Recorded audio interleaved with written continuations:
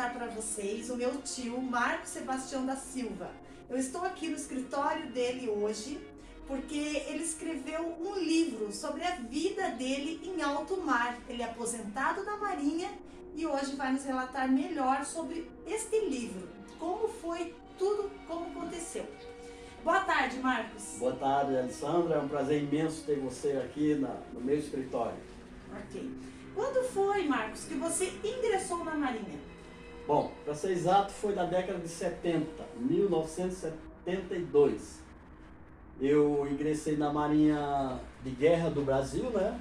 Servi 4 anos, fiz curso lá na Base Naval de Natal. Em seguida voltei para Recife. Depois eu pedi transferência para servir na Esquadra Brasileira, né? Ou seja, nos navios da Marinha de Guerra do Brasil. Ok. Você é nascido em que lugar do Brasil? Eu nasci na cidade de Caruaru, capital do forró. E como foi a sua adaptação nesse início no navio? Porque não é fácil uma pessoa estar em terra e de repente ingressar no navio e já começar a fazer o percurso. Como foi essa adaptação para você? Bom, no começo foi um pouco difícil, apesar de que nós tivemos aulas e cursos específicos como a gente lidar em navios, né? O primeiro navio que eu embarquei chamava-se Nael Minas Gerais, ou seja, o porta-aviões, cujo eu ainda hoje tenho aqui o chapéuzinho de lado. Porta-aviões. É um navio imenso, nunca vi um navio daquele tamanho, com mais de 200 metros de comprimento, por 45 metros de largura, né? E para mim era um monstro, mas eu tinha orgulho de servir nele, né? E tanto que eu me adaptei, fui me adaptando assim dentro do navio, né? De um modo geral. E só que depois eu pedi, chegou um tempo, eu não pedi, chegou um tempo que eu precisei sair para cursar, né? Porque a Marinha oferece muitos cursos, sabe? A gente não viaja muito nos navios da Marinha de Guerra, né? Mas tem muito treinamento de guerra, muita marinharia, cursos, essas coisas todas, né? Então eu não viajei muito, mas fiz muito curso, assim, estudei bastante dentro da Marinha, apesar de eu ser um pouco preguiçoso para estudar, né? Mas ainda assim eu fiquei 4 anos na Marinha de Guerra. Marinha de Guerra. Isso. E qual foi o teu percurso? Quantos anos você ficou trabalhando? A tua vida toda só foi isso, você nunca trabalhou de outra coisa, né? Qual o tempo que levou desde que você ingressou até a sua aposentadoria? Bom, logo após eu dar baixa da Marinha de Guerra, né? Porque, como eu disse, na Marinha de Guerra não viaja muito, né? Eu queria conhecer o mundo. Eu sempre fui aventureiro, no bom sentido. No sentido assim de conhecer mundos, pessoas diferentes, outras culturas, era isso que eu queria. E por essa razão, então, eu até pedi desligamento da Marinha de Guerra e embarquei na Marinha Mercante, onde eu naveguei por 42 anos aproximadamente. 42 anos dentro de um navio.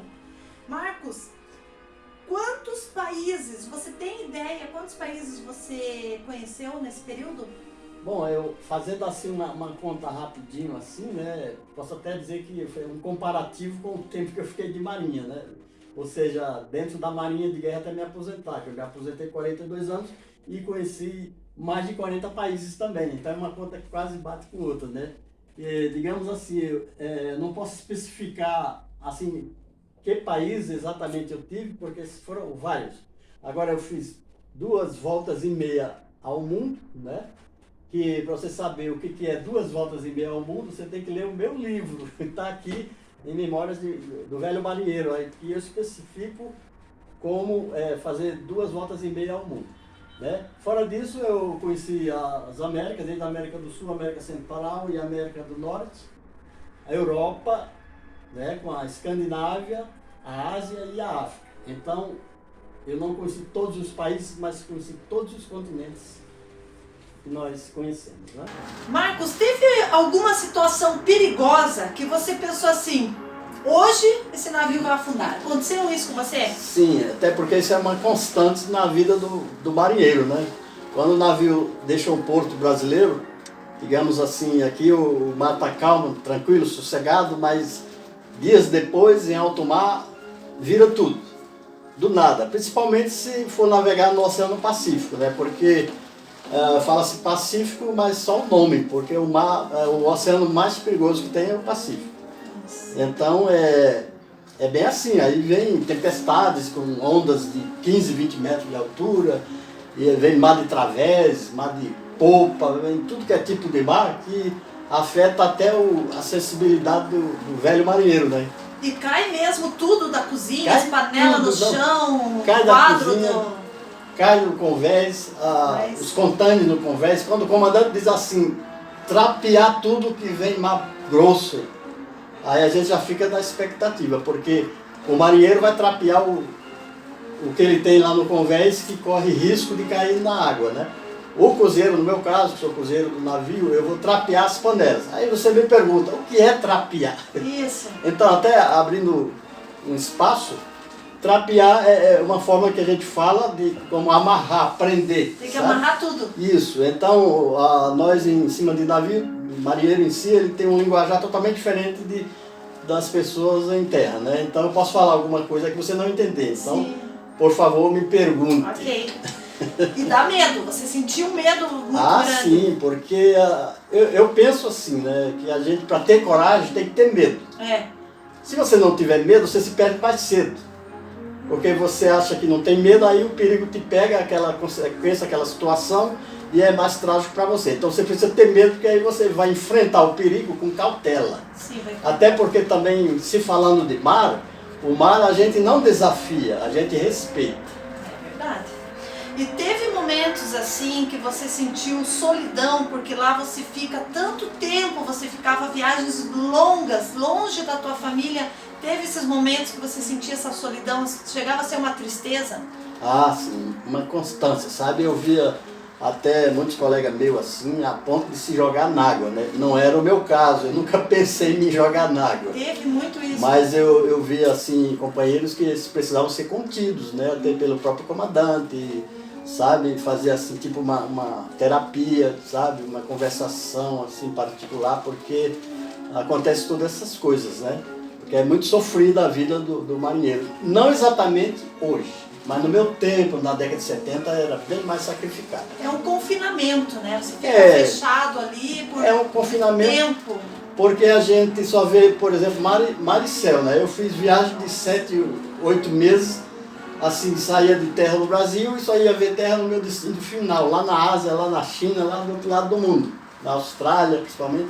Então a gente fica confinado ali dentro, sabe? Então é preciso ter uma boa cabeça para não ficar doido. Para não ficar doido, imagina. No português bem claro é isso. Deve ser bem difícil mesmo. Então. E sobre as histórias que ouvimos quando éramos crianças, tem histórias de quadrinhos, onde diziam que os marinheiros, nas noites, na calada das noites, eles viam e ouviam coisas estranhas. E me conta, é verdade ou mito que o marinheiro ouve o canto da sereia? Na realidade, eu até sonho ainda hoje, né? Ouvir e ver uma sereia. Isso eu nunca vi nem ouvi, né?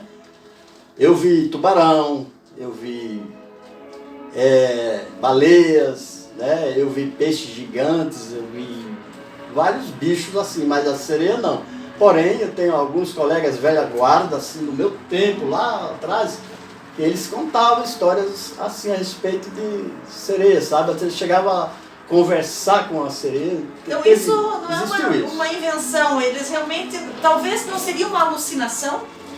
Não, porque eu digo assim, todo respeito ao pescador, né? Sim. O marinheiro aumenta, mas não inventa. Mas não inventa. Então vamos acreditar que eles conversaram com a sereia. Pois bem. E neste livro, você conseguiu passar a maioria das suas experiências ao longo desses 40 anos dentro do mar, ou caberia mais um livro ainda? Olha, nesse livro especificamente falando, né, que Memórias do Velho Marinheiro, aqui eu tenho, digamos, um resumo, né? Eu conto as minhas memórias, a minha história, que são histórias verídicas, mas é um resumo na realidade. Porque o meu projeto mesmo, que aliás eu comecei a escrever esse livro, foi lá quando eu me aposentei, lá 3 anos atrás mais ou menos, né? E daí, até porque eu tinha a ideia, mas não tinha tempo. Hoje eu tenho tempo, mas tenho ideia e muito mais. Tanto que eu já estou escrevendo a continuação, né? Que é a trilogia de Memórias do Velho Marinheiro, que está aqui, é Velho Marinheiro, Memórias do Velho Marinheiro 2. É a trilogia, que depois desse ainda terá o terceiro, né?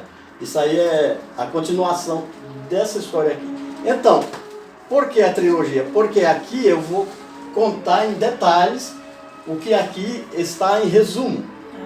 Entendeu? Legal. Aqui é um resumo. Porém, eu sempre digo o seguinte, que tudo isso aqui, que você provavelmente vai conhecer, vai ler, é um pequeno passo de um homem do mar e um grande salto de conhecimento. Que legal. Então, para você que tem vontade de saber como é a vida de uma pessoa que trabalhou por mais de 40 anos no navio em alto mar, você deve adquirir este livro, Memórias de um Velho Marinheiro. Aqui está o Velho Marinheiro, aqui ele resumiu, a sua história tem fotos, ele era cozinheiro, tem todo o relato dele, fotos que ele mesmo tirou ao longo desses 42 anos. E como as pessoas fazem para adquirir este livro, Marcos? Bom, pode acessar o site da editora, né, que eu trabalho com ela, CRV. E também o site da Amazon.com, da Americanas.com e do Instagram. Então são os sites e vários outros sites também. Você pode adquirir o livro também, né? Ok. E eu agradeço você por ter nos dado esse relato. É algo interessante. Eu quero meu livro, já quero pedir autografado seu hoje ainda. Já vim para adquirir o meu livro e te convido a adquirir este livro. Tenho certeza que você não vai se arrepender de ler essa história maravilhosa, essa história de vida, que é muito diferente do nosso trabalho. Obrigada, Marcos, por essa entrevista e sucesso para você na venda do livro e que venham muitos outros. Agradeço pela atenção.